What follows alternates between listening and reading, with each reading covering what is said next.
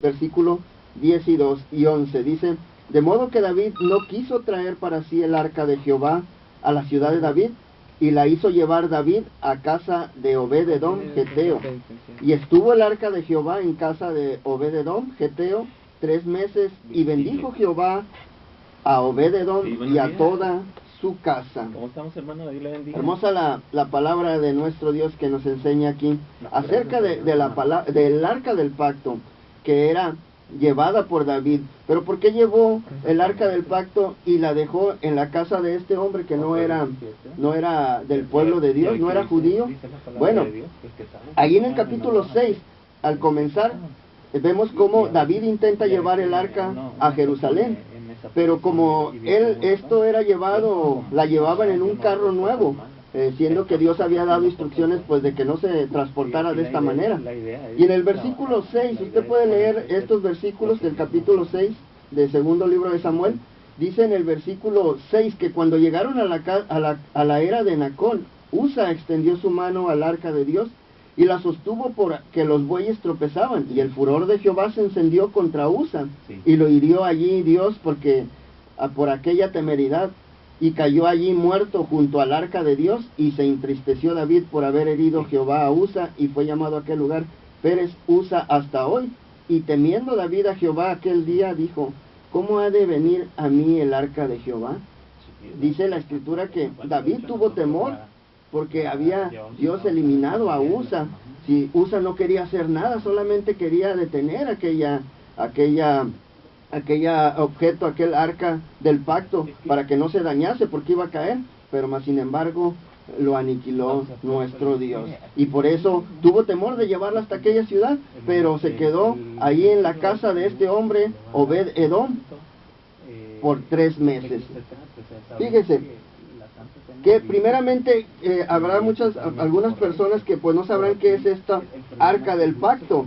Bueno, déjeme decirle que este artículo era parte del mobiliario del tabernáculo. Bueno, el arca del pacto estaba construida en madera de acacia y recubierta de oro. El arca fue el primer elemento del mobiliario que hicieron cuando Dios le dijo a Moisés que construyeran el tabernáculo. Era el lugar donde Dios se encontraba con Moisés y hablaba con él, según Éxodo capítulo 25, versículo 10 al 21. También déjeme decirle que el tabernáculo se construyó para albergar el arca del pacto. Esta era parte principal del lugar santísimo dentro del tabernáculo, y 400 años después fue también dentro del templo, según Éxodo 40 versículo 1 al 21. También déjeme agregar que el arca del pacto descansaba en el lugar santísimo detrás de una gruesa cortina. El pesado velo del templo, usted ha de recordar que se rasgó en dos de arriba abajo cuando Jesús murió. ¿Se acuerda de allá de Mateo capítulo 27 versículos 50 y 51 donde nos menciona esto? Bueno, Dios apartó a la tribu de Leví para que transportara el arca y estuviera en su presencia para servirlo y bendecir su nombre.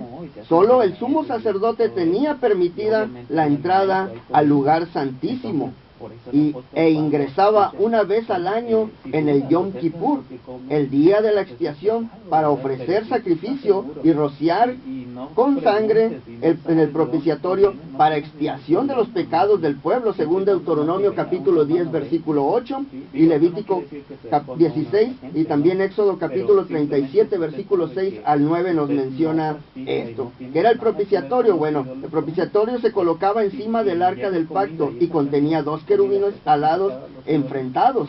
Dios habitaba entre los querubines y hablaba al sacerdote.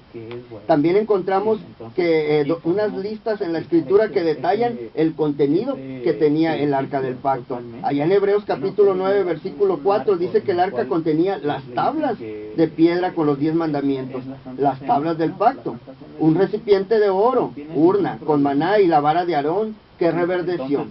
Allá en Éxodo capítulo 25 versículo 16 y Deuteronomio capítulo 10 versículo 5 nombran las tablas de piedra con los 10 mandamientos. También otros versículos mencionan que una vasija con maná, allá en Éxodo capítulo 16 versículo 32 34, y la vara de Aarón, Números 17:10, se colocaron delante del testimonio y debían guardar para las generaciones futuras. Ahí está el por qué solamente el arca del pacto podía ser transportada, nos menciona, por los sacerdotes. Entonces, cuando David transportaba el arca de Dios sobre un carro nuevo y era jalado por bueyes, no era la manera de transportarla. Por eso, cuando quiere aquel hombre detenerla, porque iba a tropezar los bueyes, ¿qué pasó? Bueno, quiso detenerla, la tocó y Dios lo eliminó. ¿Por qué? Porque no era la manera en que se debería de transportar. Dios había dado instrucciones y por eso David temió y dijo, no, ¿cómo le haremos? Y mejor dejó el arca del pacto. Él no se acordaba de la manera de transportarla y lo que hizo, pues bueno, fue por dejarla por espacio de 3 meses en la casa de aquel hombre llamado Obed-Edom. Pero déjeme decirle que el arca del pacto, lo que simbolizaba, era la presencia de Dios. Y recordemos que en el Antiguo Testamento el arca de Dios era un objeto sagrado que representaba precisamente la presencia de Dios. Donde ella era ubicada, era el lugar donde Él habitaba. Esta arca era propiedad exclusiva del pueblo escogido de Dios de Israel. En primer lugar, tener el arca del pacto significaba la presencia permanente de Dios con cada uno de los integrantes del pueblo de Dios. Por eso debería estar en el lugar santísimo del tabernáculo. Ahora, en segundo lugar, significaba